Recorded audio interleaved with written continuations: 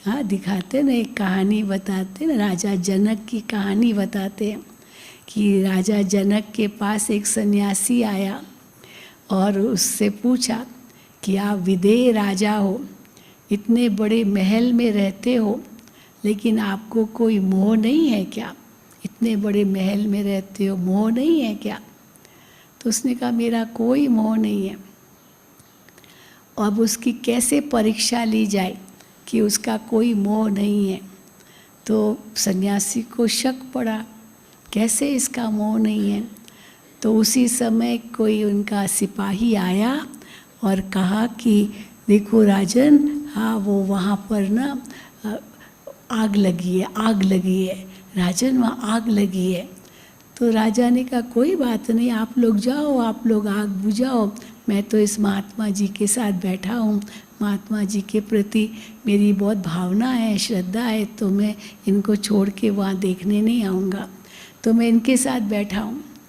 तो जब वो महात्मा जी ने सुना कि वो फलानी जगह वो रिसेप्शन में आग लगी है, अब वो जो महात्मा जी थे उसकी बुद्धि उसके कमंडल में चली गई। उसका कमंडल वहाँ रखा था कमंडल को वहाँ ही छोड़ के आया था, भाई राजा के पास कैसे लेके जाऊँ। तो राजा को परवाह नहीं थी, महात्मा जी आए हैं, पहले मैं उनका सत्कार करूँगा, आग लगी है तो कोई बात नहीं, आप लोग देख लेना। पर वो सन्यासी को अपना कमंडल भूला नहीं। उसने कहा गुरु जी, राजन मेरा कमंडल रखा है, मैं जाकर पहले अपना लेकर आऊँ। तो राजा को नहीं फिक्र हुआ, पर किसको फिक्र हुआ अपनी चीज़ का? वो सन्यासी को। अब बताओ, सन्यासी को अपना फिक्र हुआ तो उसको सन्यासी कहेंगे? राजा को फिक्र नहीं हुआ, पर सन्यासी को हुआ। तो क्यों हुआ? क्योंकि उसका कमंडल में मोह था, कमंडल में मोह था, और राजा का किसी में मोह नहीं था। तो कई कहानियाँ बताते हैं राजा जनक की, वो कैसे विदेह राजा था, इतने महल में रहता था तो भी उसको कोई मोह नहीं था। तो कई सन्यासी उनसे ईर्ष्या करते थे, हमने तो सब कुछ छोड़ा, तो हमने मोह छोड़ा, लेकिन ये राजा ने कुछ भी नहीं छोड़ा, फिर भी विदेह राजा, मोह जीत राजा कैसे है? तो राजा के पास ये प्रश्न लेकर गए। तो राजा ने कहा अच्छा, वो कहानी तो सुनी होगी। राजा ने उनको एक दीपक दिया और दीपक देकर कहा कि जाओ मेरा महल देख के आओ। बहुत सुंदर महल था, पर ये दीपक बुझना नहीं चाहिए।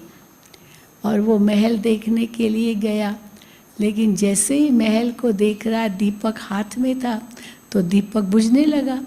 तो उसने झटफट से वो दीपक को सहारा दिया हवा रोकने के लिए, और वो जल्दी जल्दी 10 मिनट के अंदर पहुंचना है वापस। तो महल देख कर के आ गया, पर ध्यान पूरा दीपक पर था। तो महल क्या था वो तो देखा ही नहीं, पर दीपक पर ही ध्यान था। तो जब राजा वापस आया तो राजा ने पूछा मेरा महल देखा? तो उस महात्मा जी ने कहा देखा ज़रूर, लेकिन मेरा ध्यान तो दीपक पर ही था, तो मैं तो पूरा देख भी नहीं पाया क्योंकि जल्दी आना था। तो राजा ने कहा बस यही विदेह राजा की स्थिति है।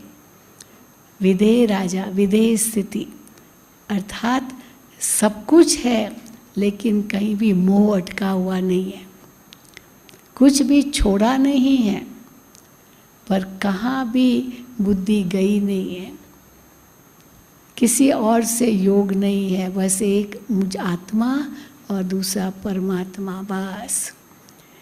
तो यही मन और बुद्धि है। तो विदेह स्थिति किसको कहेंगे? वही वैराग्य की स्थिति है।